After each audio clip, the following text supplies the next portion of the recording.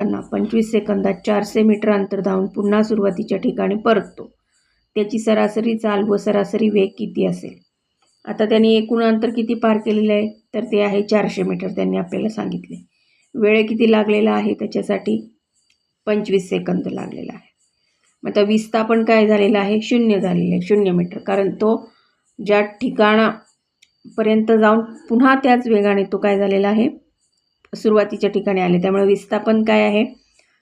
400 metre आहे. पण इथे अंतर 400 विस्थापन 0 मीटर आहे आणि अंतर किती राहणार आहे? 400 मीटर राहणार आहे. मग इथे सरासरी चाल बघायची आणि सरासरी वेग बघायचा. मग सरासरी चालचं जे सूत्र आहे ते काय आहे? आपले इथे पार केलेलं एकूण अंतर आणि लागलेला एकूण काल, म्हणजे 400/25 बरोबर 16 मीटर पर सेकंद.